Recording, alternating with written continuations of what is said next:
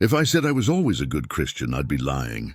The truth is, I was the kind of person the Bible describes as having a form of godliness, but denying its power. My name is Michael Harrington, and for years, I believed being saved was just about believing in God and keeping up appearances. I grew up hearing about Jesus.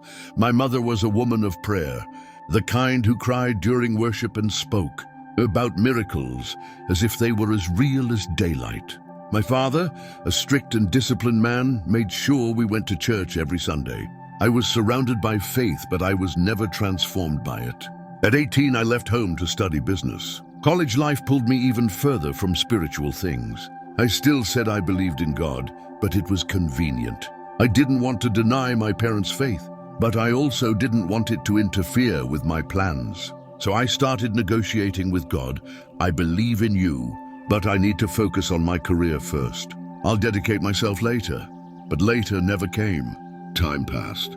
I graduated, started my first company, and by 30, I was a respected entrepreneur. Success came fast: money, status, influence. And in the midst of it all, my faith became an accessory, something I mentioned in social gatherings to seem like a man of values. If someone asked if I was a Christian, I'd say, of course, without hesitation. But the truth? My life reflected nothing of what the Bible teaches. And then, on a rainy night, everything changed. I was driving home from a business dinner. The rain was pounding on my windshield, the city lights blurring through the wet glass. My mind was racing. The dinner had been a success, and a new $1 million deal was practically sealed. My phone buzzed on the console, a message from a partner confirming the final details. I knew I shouldn't look, but I did. Just a split second of distraction. That's all it took.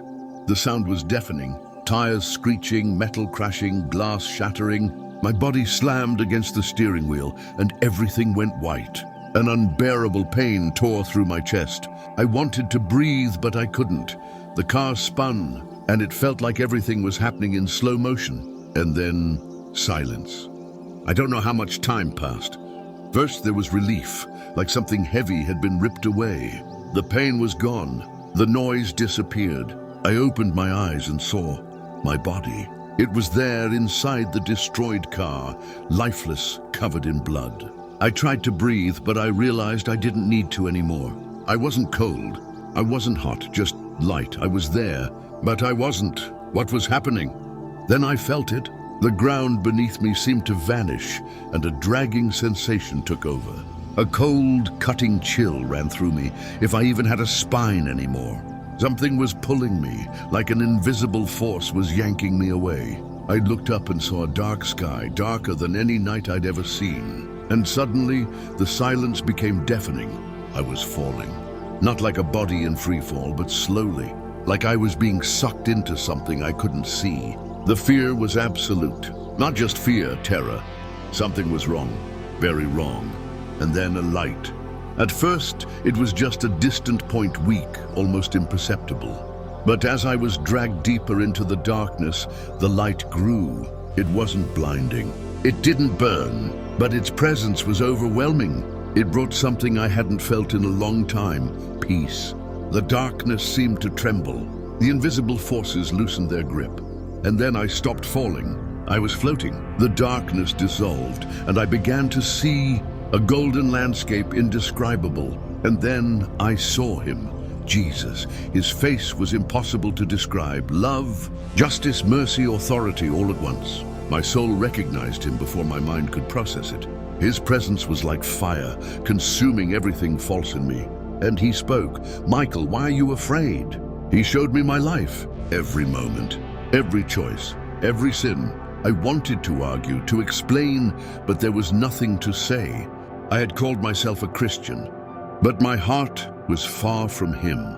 I had loved money more than God, recognition more than truth. I had mentioned his name with my lips, but my heart belonged to the world.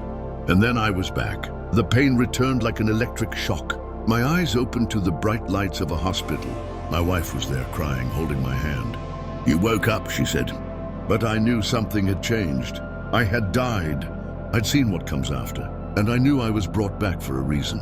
I renounced businesses that didn't honor God. I started investing my time and resources to help others. For the first time, I understood what it means to truly love God. My faith was no longer an accessory. It was the center of my life. If I could summarize everything I learned in one verse, it would be this: be doers of the word and not hearers only, deceiving yourselves, James 1:22. I was a hearer all my life. I thought believing was enough. But faith without obedience is a lie. I almost learned that too late. But what about you? If your life ended today, are you sure you know Jesus or just know about him? Don't wait. Don't make the same mistake I did. If this testimony touched your heart, don't ignore it. This might be your chance to change before it's too late. And if you want to know more about what happens after death, watch this other impactful video. Don't forget to like, share, and subscribe for more content like this. See you in the next video.